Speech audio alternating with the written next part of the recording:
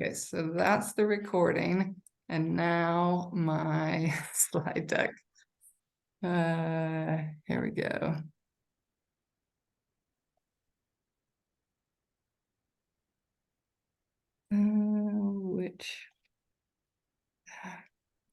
Sorry, give me 2 seconds.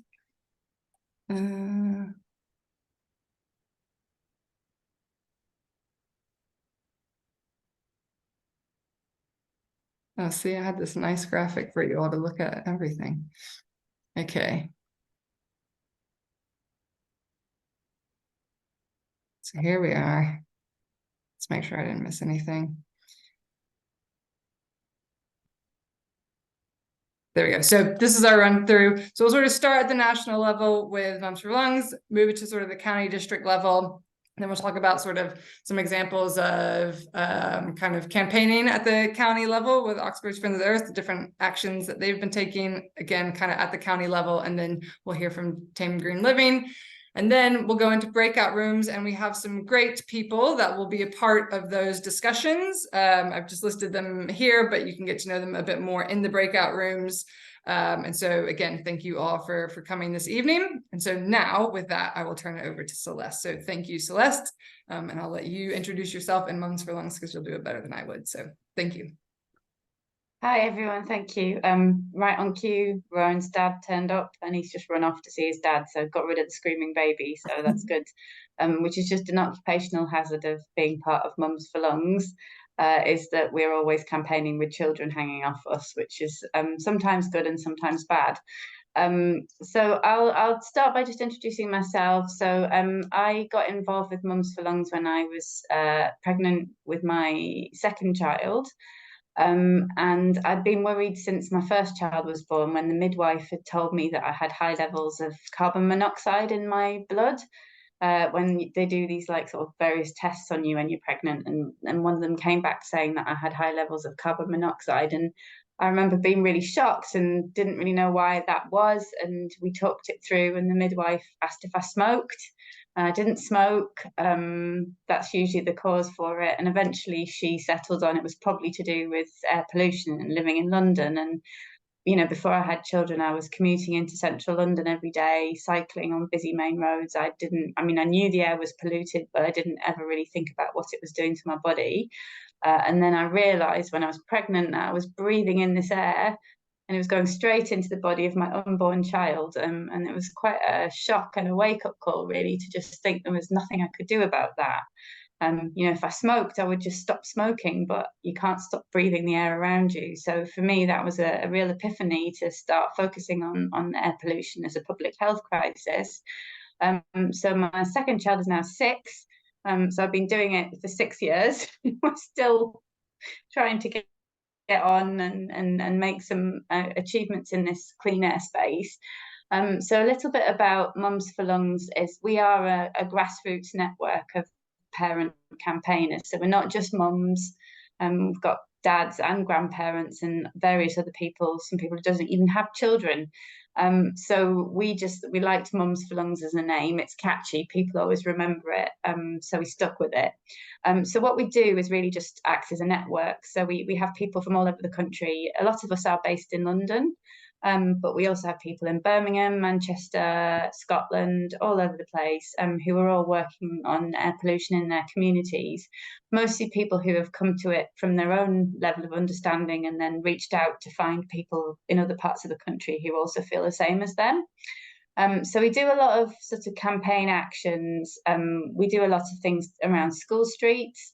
So we often go out and kind of have demonstrations or poster campaigns or things like that in the streets. We do a lot of artwork.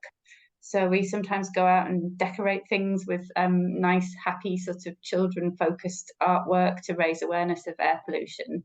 And then on the serious side, we do a lot of lobbying. We try to sort of work in through local contacts that we have at local level, so often the local authorities and air quality officials and councillors at the local level. But we also go to the national level as well. So we've just recently done an email campaign to Keir Starmer and also to the Prime Minister about all the stuff about the war on motorists, and trying to kind of show that there are other people who have views that aren't just that motorists are hard done by, and we wanted to try and get our voices in there. So we do everything from sort of very localized campaigns to national campaigns where we feed in on consultations right to politicians. So we're very, very organic and free for all, and we go where the campaign needs. But always with this idea of just making sure that people understand the impact of air pollution on children. I must also mention that we do a lot of stuff about wood burning. So this is one source of air pollution that people often overlook. People always associate air pollution with cars and traffic, and this is true that most of the pollution is coming from those sources. But in recent years, especially in London and other sort of more built-up areas, particularly in the last year, as people have been worried about putting their heating on in the cost of living crisis, people have started burning more and more wood and coal on open fires. This is a huge source of air pollution, particularly particulate matter. So we're really focused on making sure that people understand it's not just transport, and trying to sort of raise awareness of the problems caused by wood burning stoves. As you can imagine, this is something that isn't particularly easy to campaign on, because people often understand the link with cars, but people don't really understand the link with wood burning stoves. People seem to think often that they're doing the right thing by using a wood burning stove. So that's been quite a difficult one for us to campaign on, but we feel like we're making real progress, and we're one of the only organisations that talk about that. So that's given us a really good opportunity to look for new things to campaign on. So just to give you a bit of a context on the problem with air pollution, I'm sure you're all very well aware, and you look like an educated bunch of experts anyway, but air pollution is a huge public health crisis, and often really hasn't had the attention that it deserves, despite really shocking figures, like more than 95% of the UK population and the population in Europe are living in illegally polluted areas and breathing in illegally polluted air every day. We think the figures are something up to 400,000 excess deaths in Europe every year are linked to air pollution. And it's linked to all kinds of health problems, from cardiovascular issues, lung cancer, childhood asthma. It's been linked to Parkinson's disease, teenage psychotic episodes, miscarriage. And in fact, I always say when I talk about this, I can't really think of anything it hasn't been linked to. But often people don't realise how dangerous the air is that they're breathing. The other thing that we really try to raise awareness of it is this is social justice issue, because often the richer people are living in leafy green suburbs and are less affected by air pollution, and less well-off people are more likely to be living in highly polluted urban areas. So the burden of the health inequalities there is really striking. And again, I think that's something that people often overlook, or they don't think about it because it's not their children that are suffering from the breathing difficulties. So we're always trying to kind of make sure that these inequality issues are on the agenda as well. So just to give you a view as well about the sort of national picture in terms of progress on air pollution. I know you're all in Oxfordshire, but I'm sure you've heard about the ultra low emission zone in London. So a lot of the action that's happening to tackle air pollution at the moment is quite localized. And this is quite an interesting way of things going. There isn't really a lot of national government policy on air pollution. It's all been led at the moment by local councils. There have been previous times a few years ago where the government was trying to do more at the national level on air pollution, but at the moment it really has fallen down the radar, and it's really just up to local authorities to do things. So in a way that's good for us at Mums for Lungs, because that's really where we've got our strengths, is at the local level. So we're able to go to councils, and we have particularly, a big network of people in London. So we've been doing a lot of campaigning in favour of the ULEZ. As you know, it's been a very difficult one to campaign on. We're well aware of some of the drawbacks of the ULEZ, and we've been trying the whole time to kind of, point politicians to the things that we think need to be done, which is to support people who are trying to make the transition to driving less polluting vehicles, and to give people more time to adjust and give people time to think about what they want to do. But yeah, so apart from those local initiatives, and for example, there are also clean air zones in Glasgow and Sheffield and Bristol, and there was supposed to be one in Manchester, but it's been on hold for a few years. So they're really the only things that we've got at the moment in terms of big policies which are being rolled out to tackle air pollution. Obviously, there is a sense that as more people start driving electric cars, at least the issue with nitrogen dioxide, which is one of the most dangerous pollutants, will get better over time, because obviously electric vehicles don't emit nitrogen dioxide, but they still continue to emit PM2 from tyre wear. So electric vehicles are going to make things better, but they're not going to be the whole solution. So, there's a lot more to be done in terms of just reclaiming street space, which is another reason you see on the slide, we've got pictures of school streets. That's why we support school streets, because it's trying to just move the balance in favour of pedestrians, children and walkers and cyclists and away from cars. The only other thing to mention as well is that there is a bill being sponsored by Jenny Jones, who's the Green, the Green, she's the member of the Green Party in the House of Lords, and it's Rosamond Kissy Deborah and her daughter Ella, who died 10 years ago from air pollution. It's her attempt to get a clean air bill, a clean air human rights bill through, which has been sponsored by Jenny Jones. We've been involved in that in the sense of supporting it, listening to the arguments and trying to popularise it. There's not much progress on it at the moment, but if that one gets going and some, perhaps in the new parliament after the elections, we might see some movement on that. Would be a big step in the right direction for sort of national action.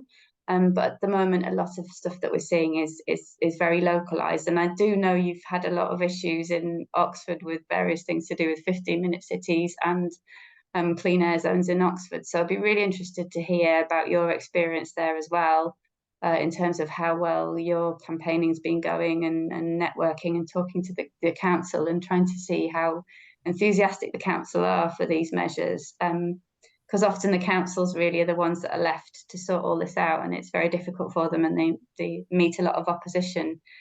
So another thing we try to do is just to make sure that the councils feel supported and that they have a voice saying, actually, yes, we do want action on air pollution.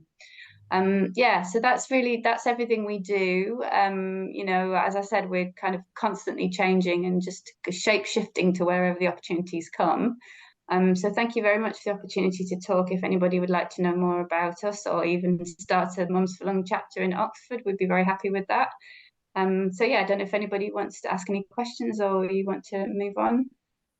Yeah, thank you, Celeste. I think you've set the context for us beautifully. And I know you might have to dip out early. So with that, if anyone, I think maybe let's take one or two questions. If anyone has any for Celeste, you can raise your hand. I'll try and monitor.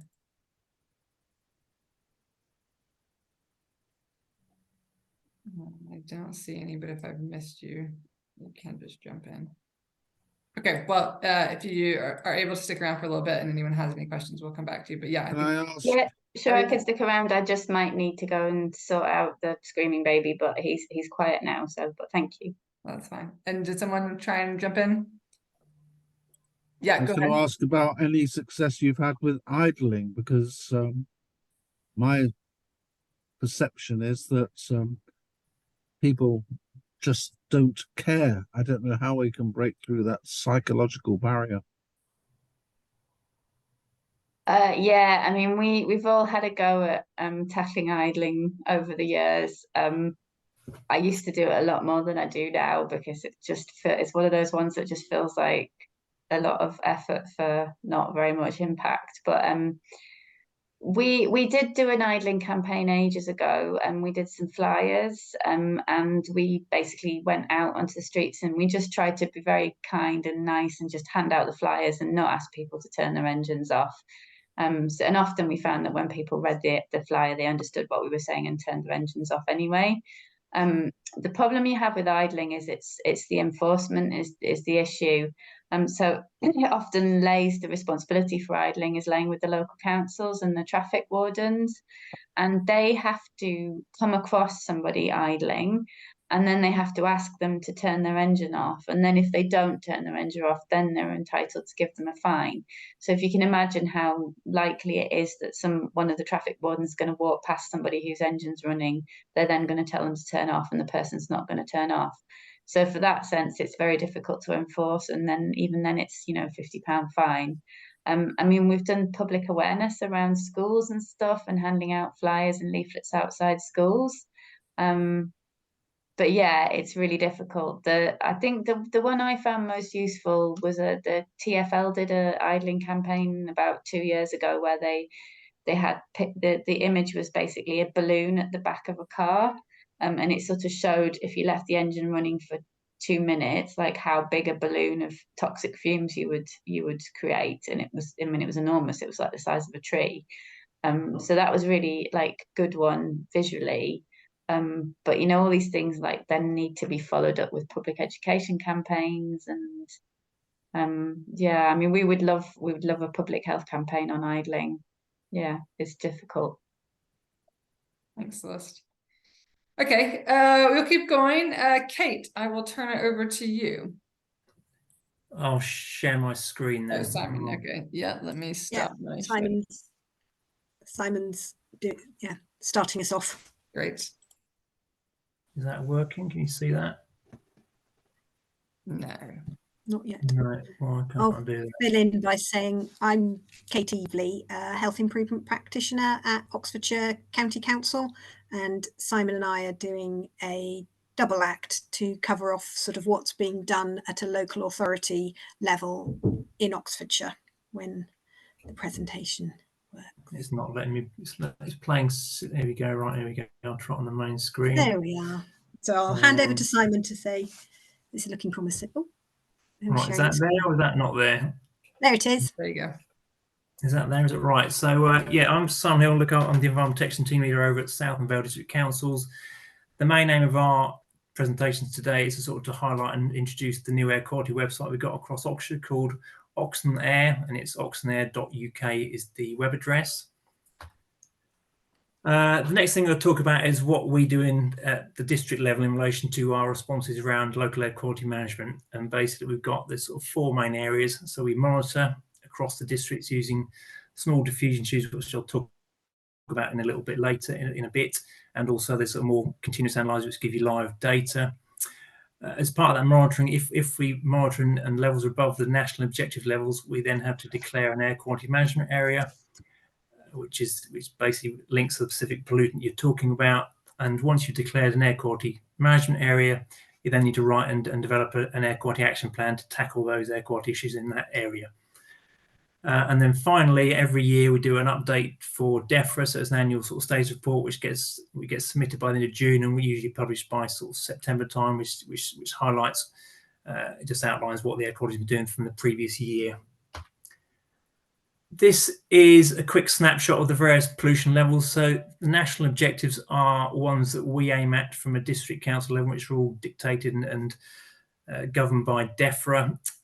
And you can see where they are. So the main one across the district is nitrogen dioxide, and mainly it's the 40 microgram as an annual exposure level. As you can see, that's a lot higher than the World Health Organization guideline, which is down at 10 micrograms. So there's work still to be done, but that's the general feel. And Oxford City itself has set its own local target of trying to get down to 30 micrograms by 2025.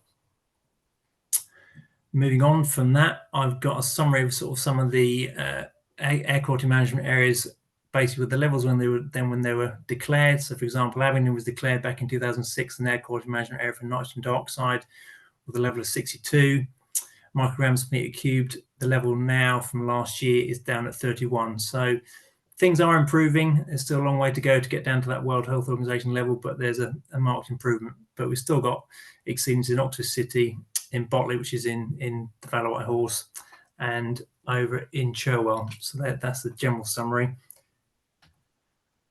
Sort of nationally, is the nitrogen dioxide levels are dropping. I think the drivers behind that are just general improvements in the vehicle fleet. Exhaust and Euro standards are improving, so there's less nitrogen dioxide coming out of exhaust.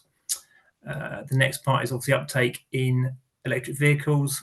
that Celeste sort of mentioned earlier. And the final thing is, I think, is the impact of COVID are changing working patterns. So there's no longer that so much pressure on the rush hour morning and evening traffic, which was a real contributor to traffic jams and queues and air pollution. And then you've got a PM 2.5, which is again a tricky one to deal with, and as Celeste talked about, a lot of that comes from diesel vehicles, but also wood burning stoves, and that's not as improving as quickly as it could do, but there's still work to be done there.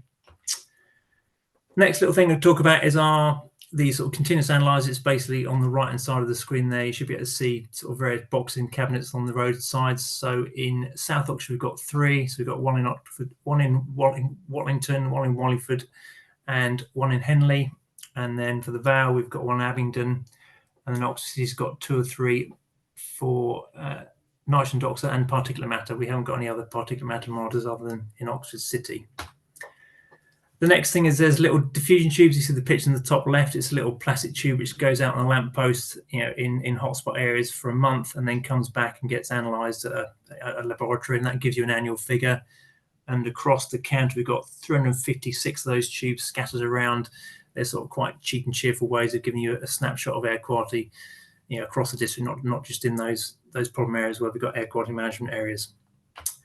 And then finally, from my side, handing over to Kate, we've got a sort of broader network of people science. There's air quality sensors. I know the county council's got a number of the Zephyrs up, which are a bit more indicative, but give you an indication of where air quality are. So there's a hell of a lot of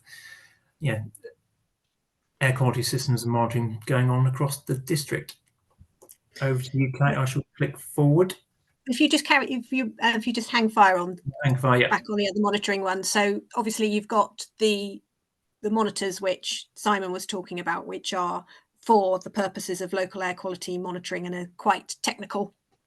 And as he mentioned, there are other monitors that are in Oxfordshire. So I think there's different types. So we've got EarthSense monitor, which I think Kim will correct me, but they're linked to work around school streets. So there's been some which are kind of getting a baseline, and then the school streets measures will be put in and then monitored afterwards. It's not an exact science, but it's sort of part of a package of working out what the impacts are.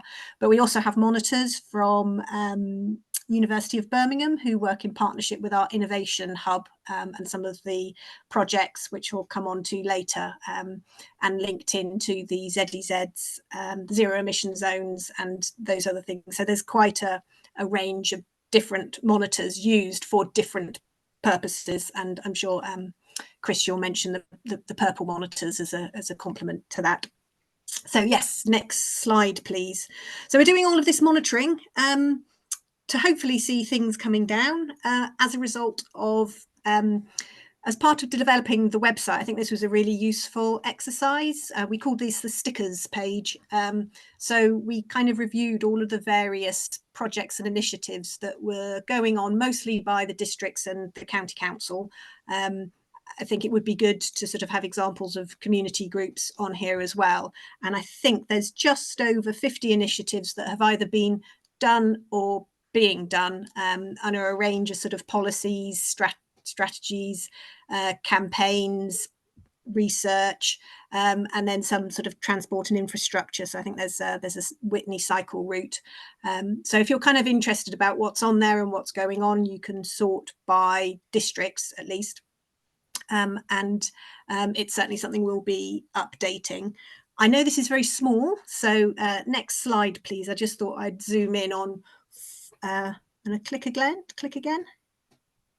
and again. There we are. So I just pulled out 4, which I suppose touch on many of the things which Celeste, you were talking about, and are sort of fairly classic offers and the sorts of things that are going on. So as a start, we have, well, not as a start, the County Council introduced a County Council air quality strategy with a view in order to better support the work that the districts have been doing. So it sort of gives us a bit more of a structure with a route map as to what we're aiming for over the next 3 years, how we're going to do that in terms of broad brush, working with communities, sort of citizen science, and then also a route map which has lots of actions in it, and that's going to be refreshed. There's the school streets work, and we've got Kim, who's going to be in one of the breakout rooms. So if you're particularly interested in what the school streets work is going to be doing, it might be a question you could ask shortly after me, or head into her breakout room. We have tried to run, I think the districts do run or have run idling campaigns. I think, as you say, it's something that does need a bit more of a boost and be supported with the education enforcement approach. Yeah, we did one. The turn off campaign was in South and Vale about 2 or 3 years ago, and I think one of the schools in Woodcote's got all these banners up at the school gates to try and encourage parents to turn off, which is quite nice. But yeah, it's a tricky one to get that public interest, as you say, Kate. Yeah, and then the other one, which, sorry, Chris, to steal your thunder, but maybe just warm up the audience to the Do You Feel Good campaign that Friends of the Earth and City did on wood burning stove. I think it did hit the time just as there was the cost of living crisis and trying to manage the perception that people were needing to burn wood in order to stay warm. But there is that campaign that the city's running.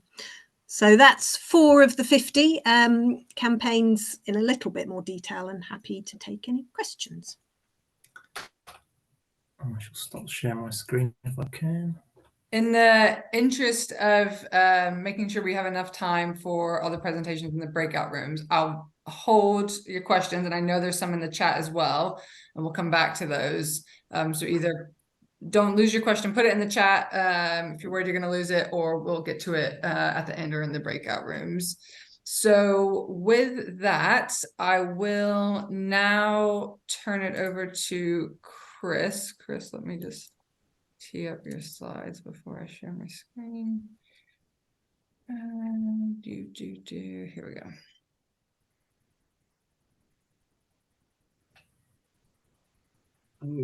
Okay. Are we there? We're nearly there. There we go. Right.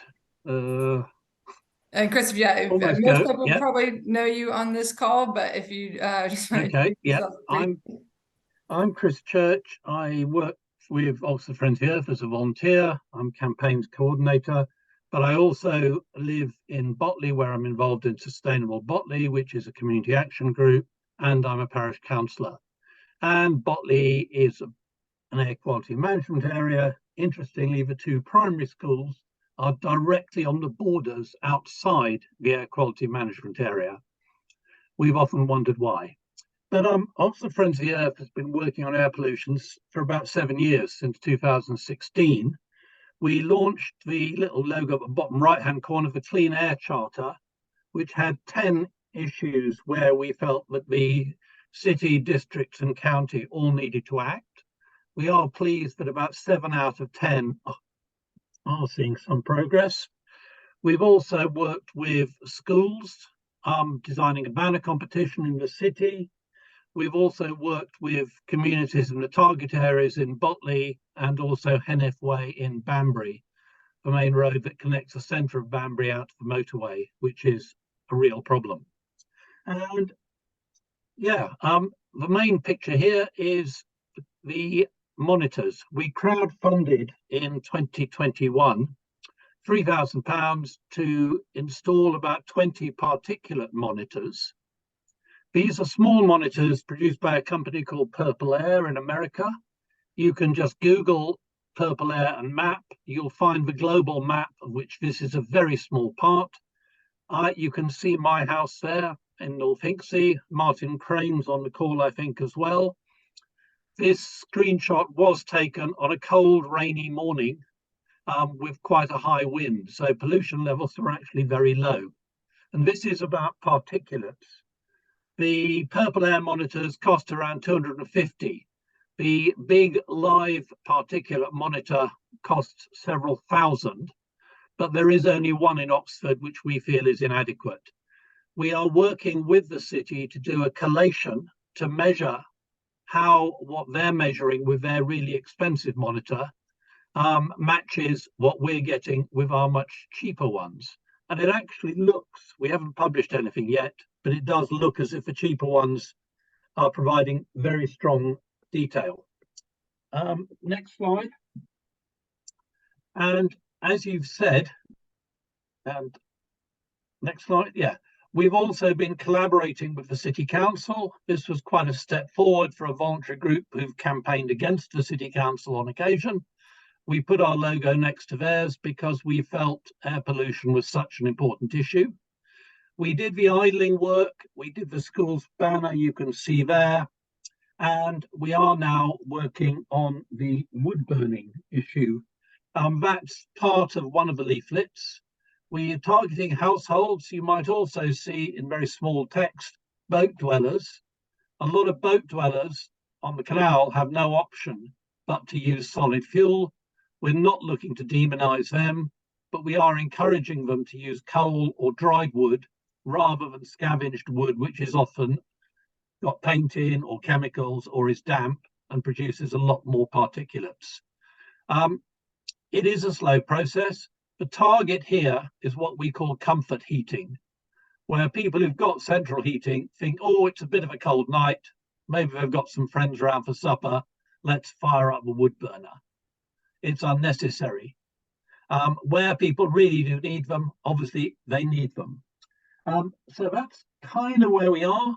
I will say that our campaign at the moment, or our initiative, is at a bit of a low ebb because two of the key people have been really busy.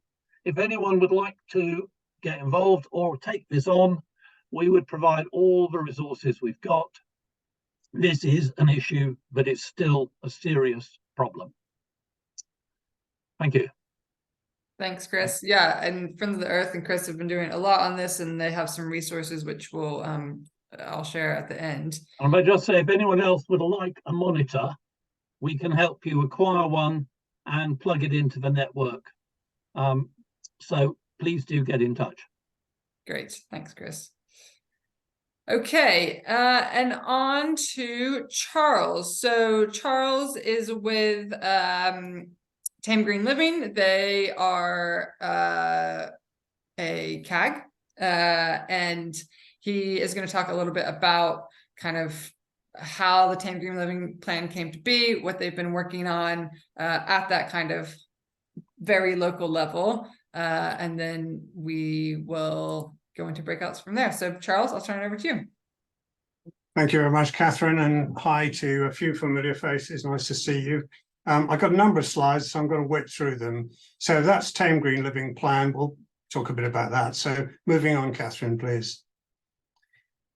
I want to focus on the words community, action, and group. And I want to start with group. So what I got is a group of people together, about 5 people, 6 people to start with. We were originally the RSA Tame Group, and when the plan came through, we changed our name to Tame Green Living. And we had a question of the then town clerk, and I went along to see her and said, we've got a group, what can we do to help? Once she'd recovered from the shock, she said, well, the neighbourhood plan says there should be a green living plan, but nobody's done one. We've no idea what it was, and we won't get round to it ourselves. So we started with a blank environmental slate. Moving on. So clean air affects all the community, as we know. I don't want to go back over what you've all been saying. We all understand that. I always think of it in terms of explaining it to lay people. There's clean air up and restricting the carbon, there's clean air down, nitrogen dioxide, particulates, etc. There's also waste, one thing we can cut back. What we can increase is carbon capture, biodiversity, reuse and recycling, and our health and vitality. Next slide, please. So this is an outline of the Green Living Plan. There are 5 main areas, colour-coded. Grey is in the middle, that's clean air. We'd like it to be white, but you can't see white on paper. So hopefully it's going to be light grey. On the left, from left to right, we've got green for biodiversity and spaces and active travel, blue for our water. Then we go to red for alternative energy and orange on waste avoidance and recycling, etc. So that's the score of the plan. It was adopted by the council in July 2020. That's the Tame Town Council. It has over 180 recommended actions. The question is, how do we implement them? Because the plan sets out the options, sets out the need for action, but also gives the community choices. We can't tell people what to do, nor can the town council. So next one. There are also 3 constituencies which are set out here: individual actions, community actions, things groups can do together, and what we call infrastructure actions. And those really need our councils, particularly highways and district, to cooperate with us. And they have different approaches, timescales, but change ultimately, in my view, requires support from all. Next one, please. So community and action in groups. What matters most in terms of action? What have we done and what is stopping us doing any more? Next one. So green spaces is a great way to involve communities. One picture there is one of the planting schemes we did. There've been a whole series of them. And some of the current things that I'm talking to people about are really quite exciting. They're much more than planting. They're complete biodiversity, landscaping, and water management schemes, working with bodies like River Tame Conservation Trust. But planting trees does involve a lot of work. We can move on then to another thing we can do is get people out walking. So we set up 2 new walking routes, established footpaths, and we'd like to do a lot more. The next one. So clean air, coming back to that, I've highlighted buildings, manufacturing and travel. I think you all know the issues. And what we're trying to do is look at how we can reduce the pollution arising from all these sources. So if we just leave that one and flick on. One of the things we've been doing is to encourage the take-up of electric vehicles. Now, as has been pointed out, they are not pollution-free, tyre shards, and a lot of these cars are heavier and produce more, but they do reduce town pollution. And what we found is in Tame, there were no public charging points for electric vehicles. There are now, I think, approaching 30. So we've set up 2 annual events, and then moving to the next slide, the big one this year has been at the Barn Centre just a couple of weeks ago, our Home and Community Energy Expo. So that features solar panels. We've helped a lot to be installed, an update on batteries, clarification on heat pumps, insulation of homes, a couple of experts who can show how they've charged their homes and their cars from solar, and the launch of what we call Renewable Tame. Moving on then. This is really a summary of that. There were nearly 100 people on a very wild night. So we put that as a success, but it's all about building awareness. And most of the people we need to convert weren't there, which is typical. And the next one, please, Catherine. And cars, we don't want to demonize cars. If you look on the right-hand side, the but, we love our cars. They're convenient, they're comfortable, they're kind of safe. People believe they're safer than they are. They give us status. Why should we give it up? Well, there's many reasons, and you'll be familiar with them all. But particularly, they do dominate our streets. They dominate our towns. They are expensive. They take up space, and they are dangerous. Thus, the 20 miles an hour campaign. Quite apart from pollution. So how do we deal with that? And here, for instance, is a snapshot of Tame produced by one of my colleagues. And the area marked in red is the space allocated to vehicles. The area marked in green is the space allocated to pedestrians. And I always ask the question, is that the kind of town you want? I think not. Next then. So this is where my real call is for action. We want to work with district and county, particularly highways and those associated with highways. We think that community groups have got a fantastic amount to offer. There's real expertise. We want to manage the traffic, manage the parking, consider the options. We're now in a good place to do so. In our plan, 2030 is the critical date. And just moving on to the next. What's holding us back? Process, politics, and secrecy. I could put many things in there. Process is important. but so often process stops the action. Can we find a way to keep the action going? Politics often stops the action. It's part of democracy. We need it, but can we keep things going? Secrecy, the local campaigners, and we're on the border between Oxfordshire and Buckinghamshire, which creates its own problems.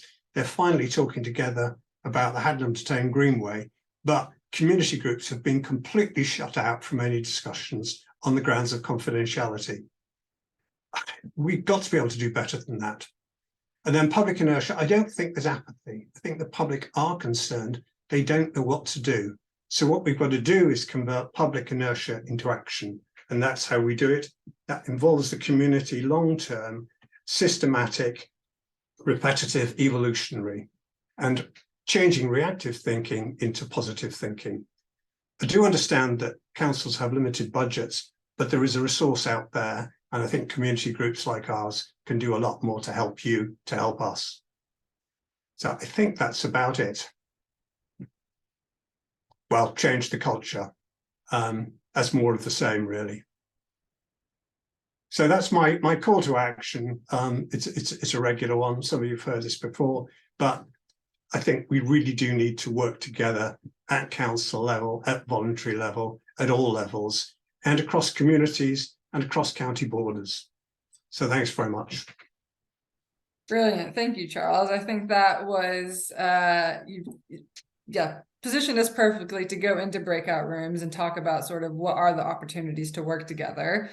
So that is how we are going to spend the next 25 minutes, is in slightly smaller groups talking about this. And again, I think the idea is that everyone is on this call because we want to do better and we want better and improved air quality. And so thinking through what are those opportunities, and what might be those things, maybe in a bit more discussion, talking about those things that are holding you back. And Charles, obviously you've laid it out very nicely, at least for, how you all are thinking about it in Tame.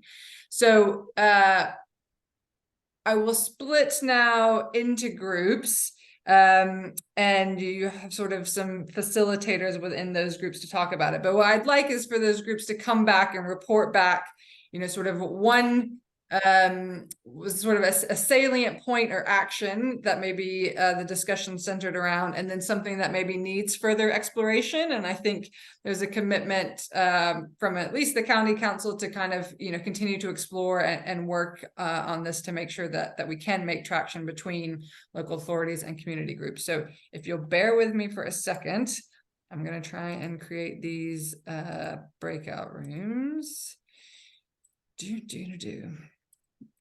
How do we do this?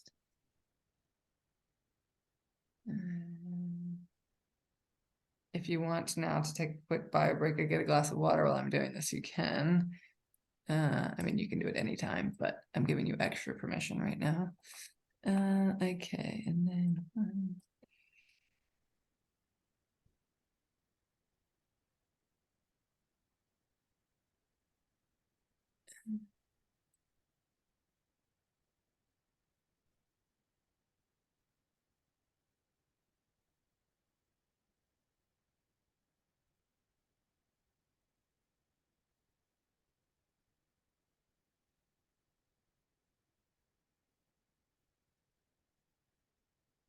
okay, off you go. Hopefully I've done this right. And I will come back at 8:40, so just over about 20 minutes.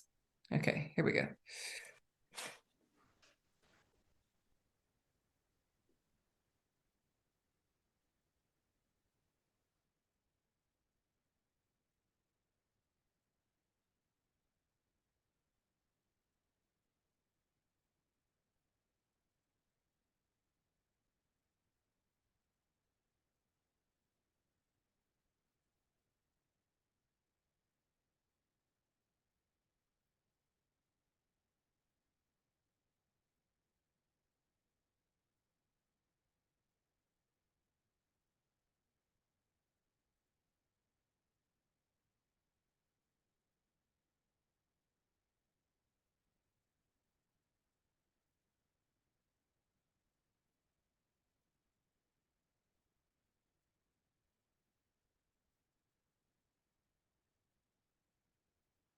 we could identify better collaboration to achieve or improve air quality across the county?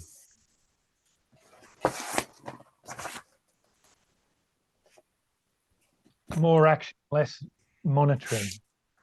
More We've action. got enough monitoring. We know what the situation is. Let's crack on with it.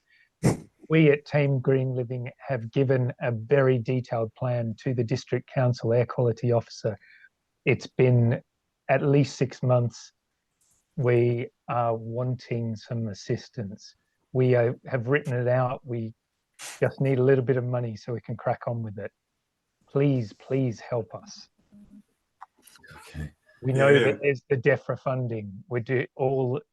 People are putting applications in, but we've sent it over 6 months ago, and we don't know if it went through as a bid back in September. Please, please help us.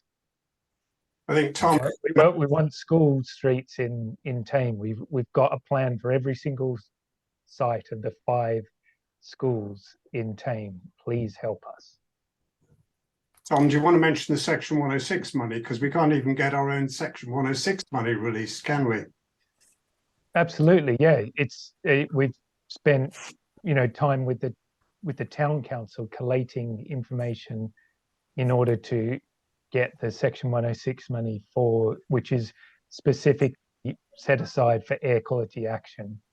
There's about £50,000 that could fund 3 years of really sustained work on air quality in Tame and could make significant changes, but we can't get hold of it.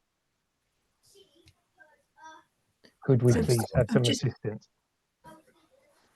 I was just going to say, I think Simon is Southern Vale, so I think he's in the other room, so I can feed back to him and sort of just find out in terms of, is it that you've had no response, or you've had not a response that says yes? We have had a little bit of back and forth where we needed to tweak some of the ideas because district said we can't fund this element of what you're planning. I feel that some of that was a bit debatable, but that's by the by. Subsequently, there's just been a lack of response, So and it's I now feel gone quiet, sort of thing. Yeah, and I feel that that's because the district council air quality officer is run off their feet, and therefore, like literally, we realized this a long time ago. So we have provided everything to them, so they can. All they need to say is yes or no, and then we will get on with it and do it, and they can have the glory for, or share the glory at least, Charles. Yeah. But it is there. We've gone through all the hoops. So, yeah, I mean, personally, having lived in London until COVID time, it's unacceptable that it's this slow. It needs to happen, and we're doing our utmost to make it literally a sign off for whoever's in charge of the funding. So in terms of lowish hanging fruit is kind of getting back, but exploring what the funding options are, or making it clearer what the different ways are, because sometimes we don't have the money. But one thing I'm curious what people would make of it is there are other funding pots that I wonder, with the information and the data that the districts and county have, they can support bids that otherwise they wouldn't be able to bid for.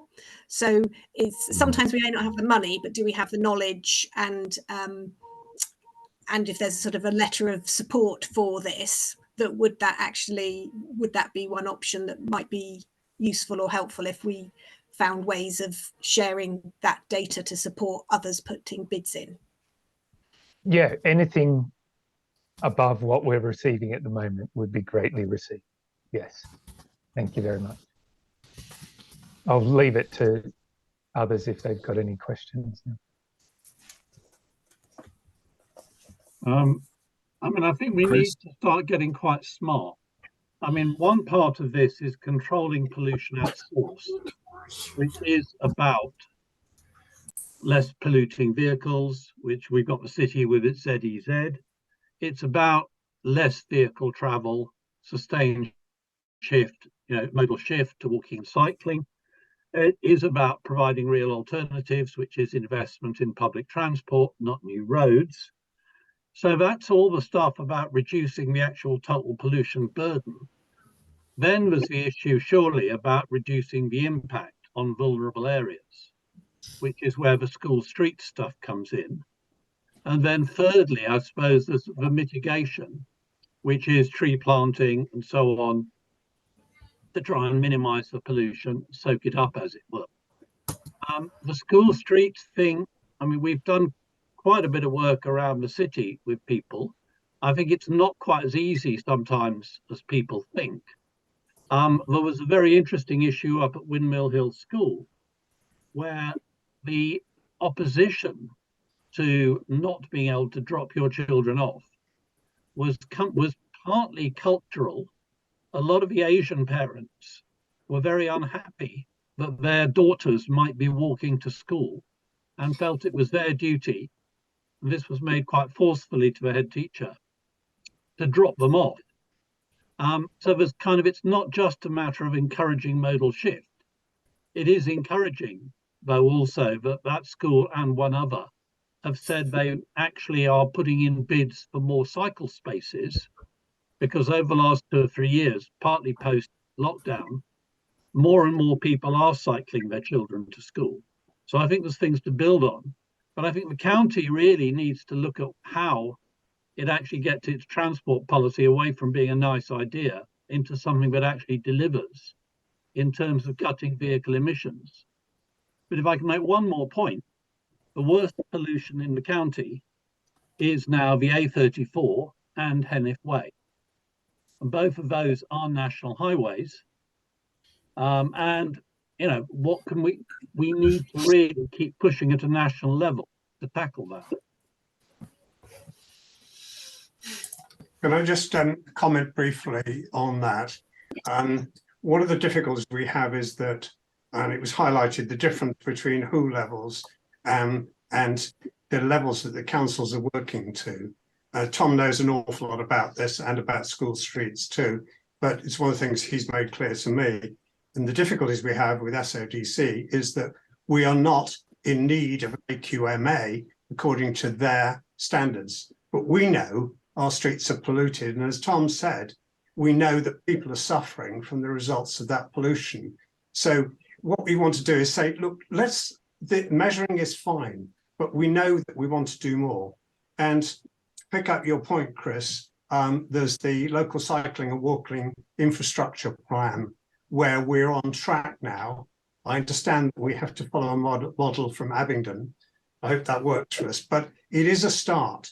And the great thing is to look forward to the kind of towns and town centres we want, and reducing pollution and improving air quality is absolutely core to that. So yes, all those things apply, but we're currently stuck because we don't have a problem according to our district council, whereas we know we do.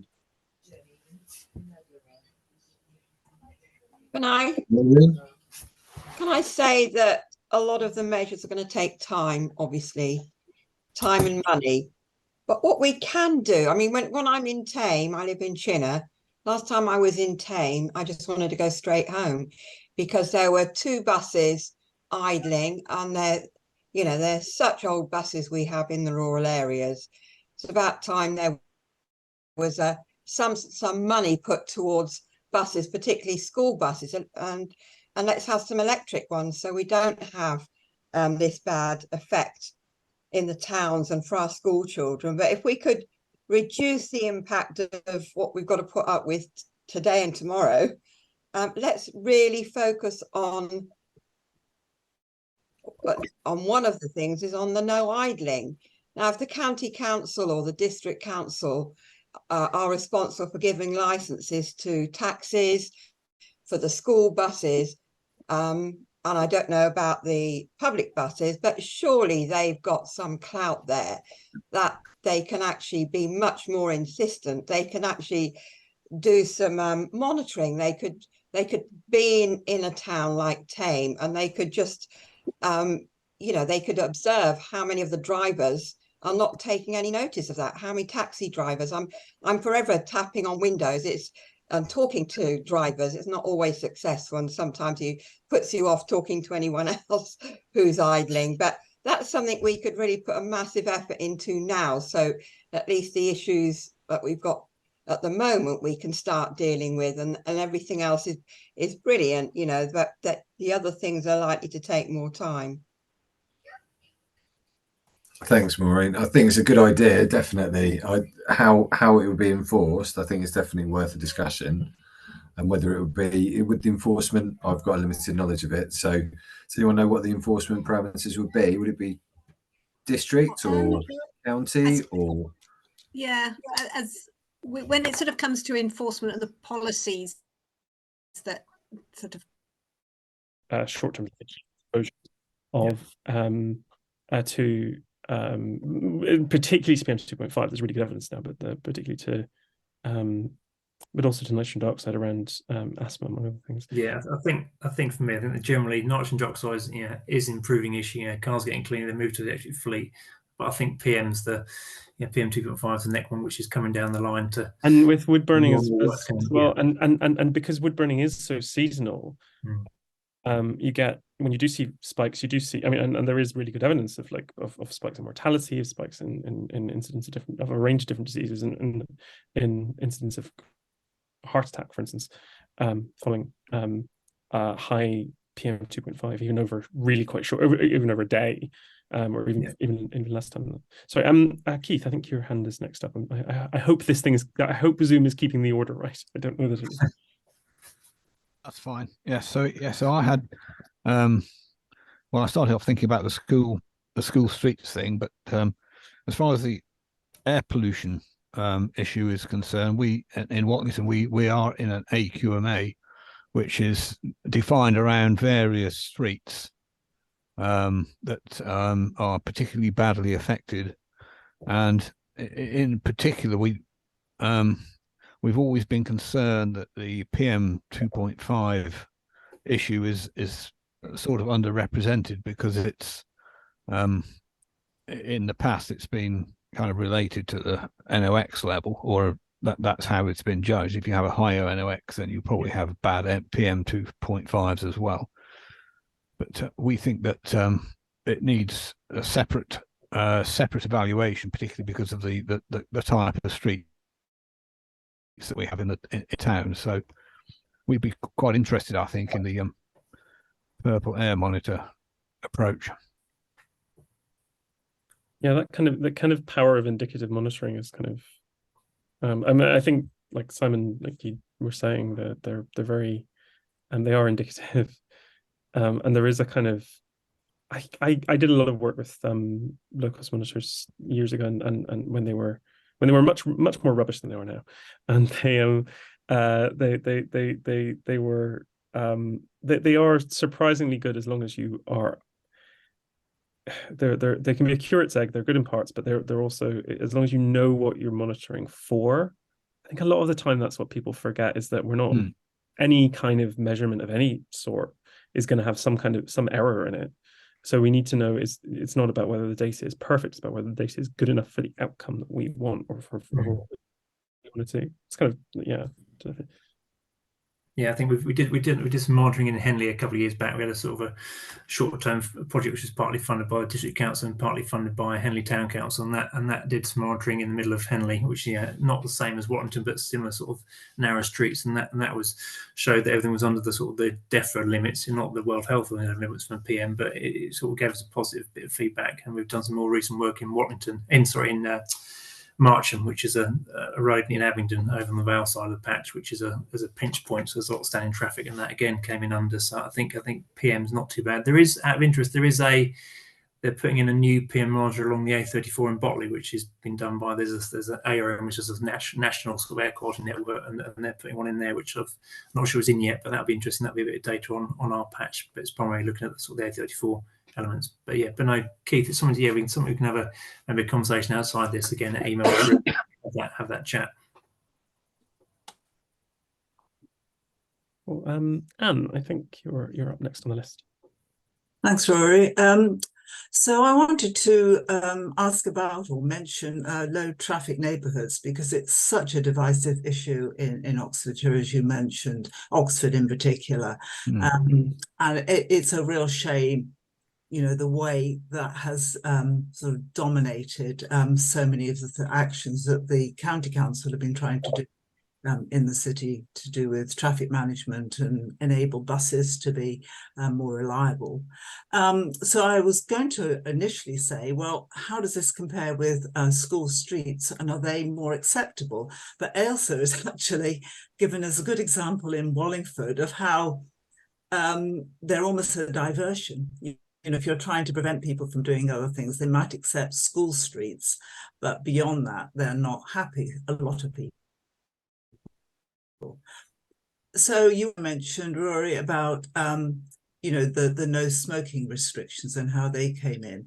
Do you think that some sort of limitations on where people drive, where they're allowed to go, whether it's LTNs or school streets, needs to have a really strong steer from government level to support local councils in what they're doing, and have a, you know, a good, very honest, very realistic campaign at a national level? No, I think it's a very valid point, Anne. I think partly the by-election in Uxbridge a couple of months back, which I think was very much swung in relation to the Tories around the whole issue about low traffic neighbours and those bits and pieces. But I think the political climate nationally is very much in favour of the driver at the moment, and very much against sort of air quality campaign. I think that is a fundamental problem, as you mentioned. So I think it needs that national drive and that national sort of backing to take it forward. Yeah, it's been such a, I mean, it's not, there's been a period of time where we've got used to people paying lip service, but it's odd not to even have the lip service anymore. I think that's a really perceptive point. That these we've talked a lot about sort of around anti-idling. We talked a lot about enforcement. We talked about and again, like thinking about again, I've done some work around tobacco control in lots of different areas. That you people sometimes you need to create a culture of change, and quite often you do create a kind of culture of acceptability by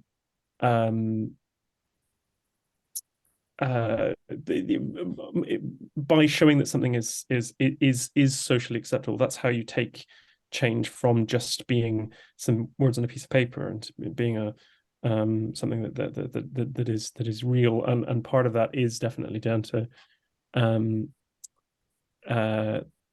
national action, or sort of a clear social kind of social norm creation, which is easier said than done, like all this kind of change. Sorry, I saw your I noticed your point, Jim. You're 100% right that most people are in support of, the vast majority of people are in support of efforts to meet net zero, to reduce air pollution, etc. But I wonder a lot if we really need to be appealing to a kind of mass of people who are quite moderate. But sorry, I should stop talking. Kim, I can see you've got your hand up. Thank you. Hi everyone. I work for Oxfordshire County Council. I'm involved in the school streets project.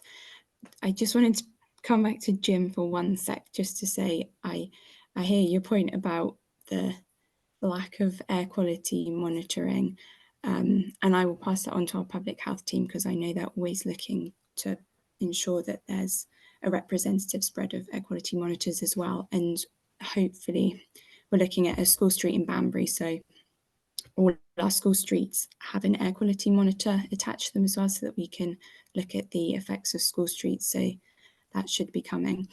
But I just wondered if anyone had any thoughts or any experiences of how, if we have data in various forms and we have knowledge, but how we can effectively communicate it with people and kind of reach a wider audience and make people's the wrong way to phrase it, but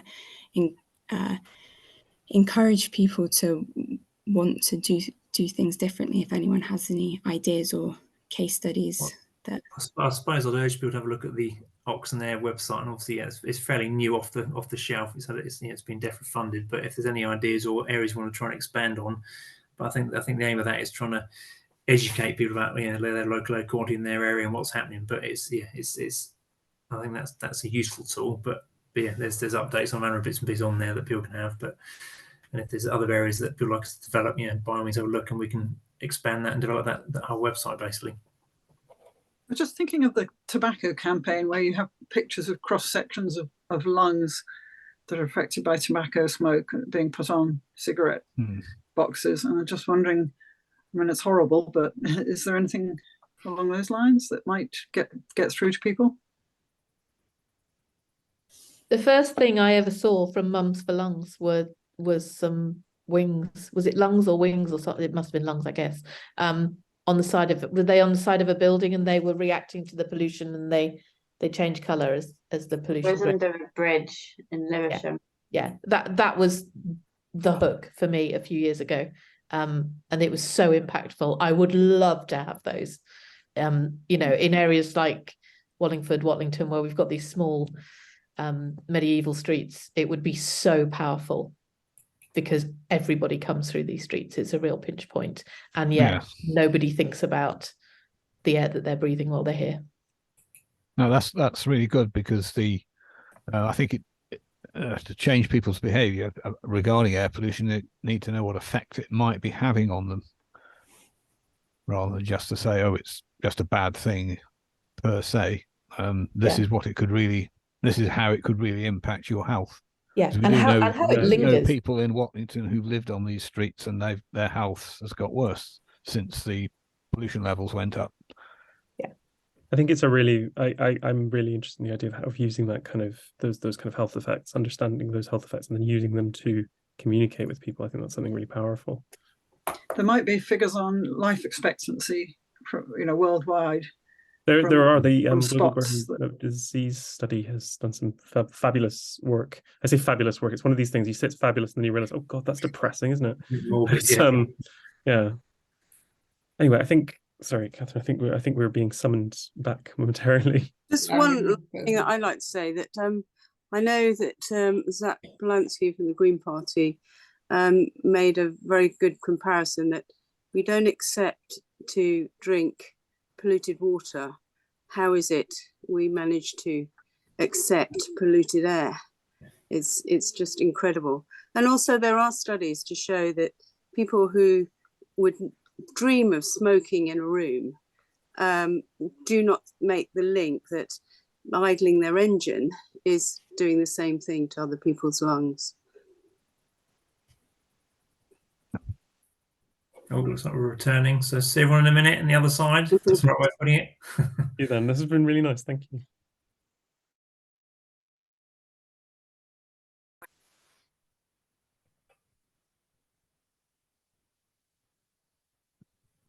Make sure that the other room also comes back.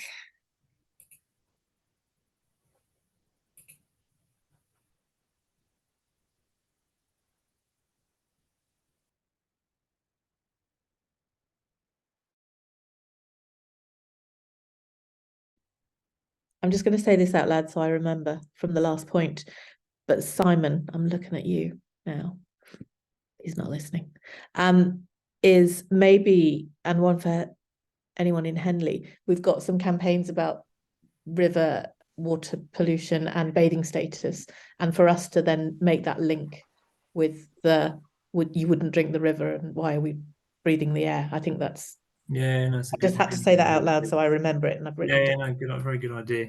Yeah, no, our climate change guys have been sort of leading on the river water, swimming quality campaign. So yeah, so I think to link it to the air, especially as we've got the bridge that goes over the river, and that's where our beach is, and then linking back to the Tame Green Living Plan with their green spaces, water, air. That links really nicely. No, very good idea.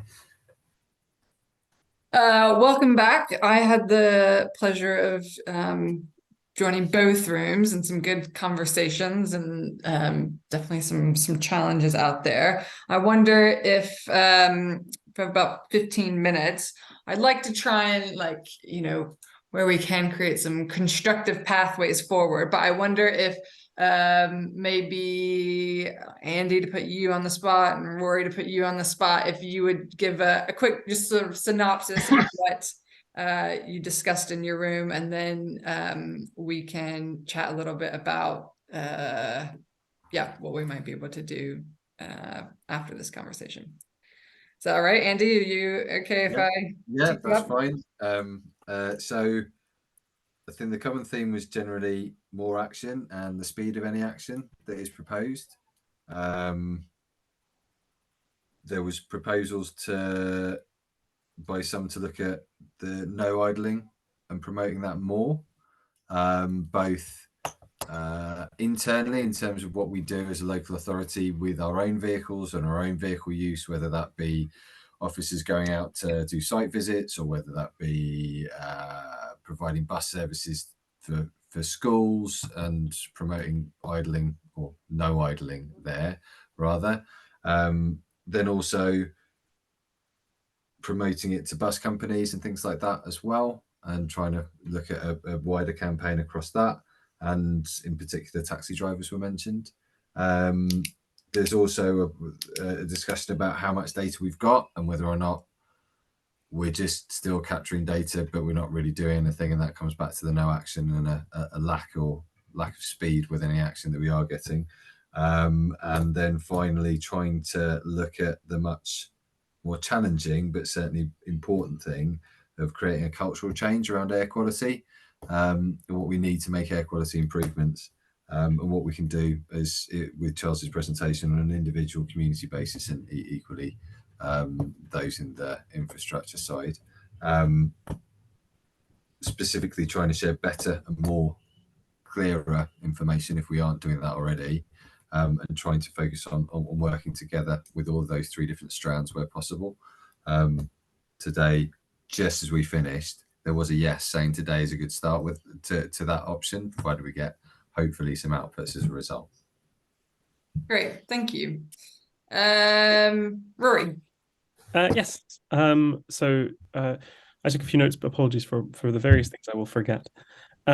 So we discussed a little bit about school streets, and we were lucky enough to have Celeste in our group, and there was a general feeling that while the school streets are a good thing to campaign on for the obvious reason that it's very, it's easy to support them, and it's difficult to oppose them in many ways, particularly compared to other efforts. But also there was some discussion of whether those were that was sort of achieving what it needed to achieve, or whether they were almost sort of like a cul-de-sac where you kind of you deliver a school street, and that's giving people almost a social excuse to engage in negative behaviors outside of the school street because they don't do it in the school street. And I think that led on to what I thought was a really interesting point about the challenge of asking people to behave differently in different places. If you do end up to a certain extent, understandably, with a bit of a patchwork of different regulations or different expectations around driving in different places. So, for instance, in London, obviously the regulations around the ULEZ are very different from the low emission zone in Glasgow or elsewhere. And so, and then within low traffic neighborhoods and school streets and so on, you do end up with really quite widely varying regulations. And that's that's not always a bad thing. It's quite a natural thing, but it led on to some discussion about whether particularly low traffic neighborhoods, obviously given the rather extreme debate in Oxford in particular, that whether one thing that could be useful in that is getting a really clear steer from government, getting a really clear steer from public authorities in general, beyond the local authorities, to encourage people to kind of help create a sort of social norm around that, so to try and change what is normal behavior, what is kind of normative behavior, what's considered generally to be sort of a positive thing to do. There was lots of really good discussion. There's some really interesting ones around monitoring. I think one thing that was very clear was there was a lot of appetite for monitoring across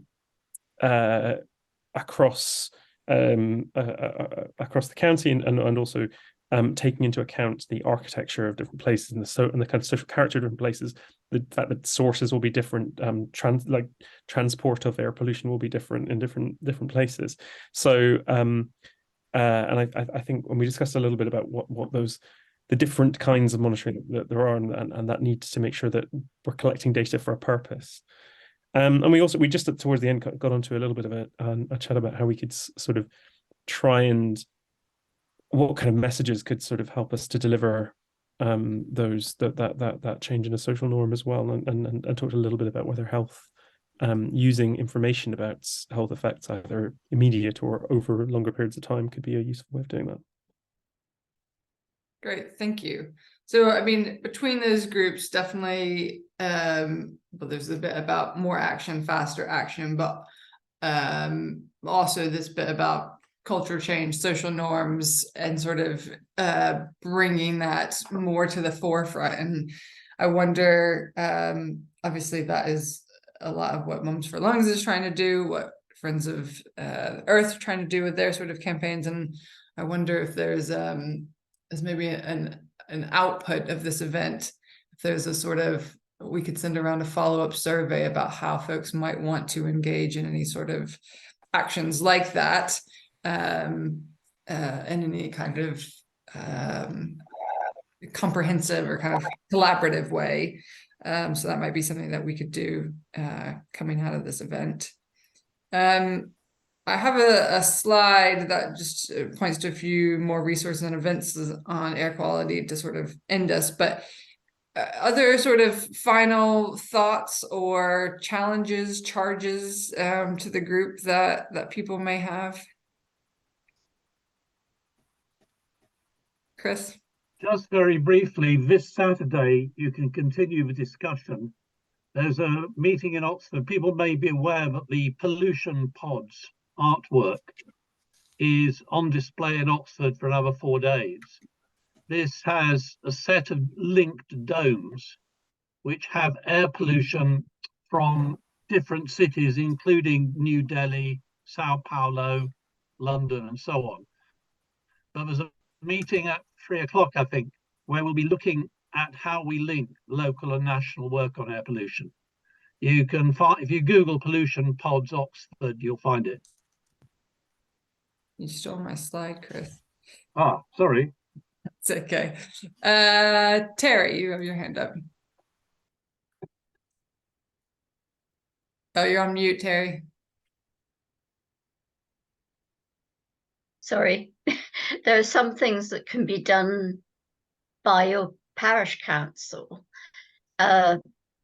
Places like Tame and Watnington, don't know where else, have had developments, and so they've got a pocket of sill that they could access for doing things like footpaths, and also just talking with the developers and seeing if there are ways to create footpaths and cycleways that avoid the poor air quality areas. Just my tuppence worth. Yeah, no, thank you. Maureen. I just want to say I really welcome the opportunity to talk to district and county councillors. So thank you. Yeah, I appreciate the feedback. Other final thoughts? Well, I will go to my slide now. So as Chris mentioned. The Oxford is cultural program. They have 2 events coming up. Well, the pollution pods are sort of ongoing. They go through till the end of the weekend. And then the Air We Breathe, which Chris will be speaking at, and Roz, who's a local poet and an academic from the university. I think that will be a very interesting event as well. And then Kate also found there is an intro to air quality course. It's a 2-day opportunity. There is some funding for people who say are traditionally underrepresented in these kinds of conversations, but that might be something to look at for folks that want to continue to deepen their knowledge on air quality. And then the resources that Friends of the Earth have developed. So there's a air quality quiz they've developed, which could be, if you're doing a sort of local community air quality event, could be a good icebreaker kind of activity. And then a video link that we can send around as well. And yeah, I think again, I'll just sort of well, Kate, maybe I'll turn it over to you if there's anything last that you might want to say. No, just to say thank you so much to the sort of experts in the room, and also for you guys coming along. It was sort of part of the strategy to start conversations with people. It is doing it differently, so bear with us whilst we try and get that bit right. But just really appreciate you taking an interest and sharing, and it would be good to carry on a conversation in one form or another. So yes, and thank you to Catherine for being my co-conspirator on it and making it all happen. Yeah, great. And again, yeah, hopefully this is a start of a conversation. We'll probably send out some sort of follow-up survey just to get your ideas. And if you have ideas or want to be in touch more, get in touch with me and or Kate, and we can sort of route and figure out what the next best steps are. But yeah, I think I'll end it there and just say thank you so much for giving your time this evening, and we'll look forward to seeing you at another CAG event soon. Thank you, everybody. Take care. Bye-bye. Thank you. Thanks Bye. Thank you so much. Thank you. Cheers. Thank you. Bye-bye.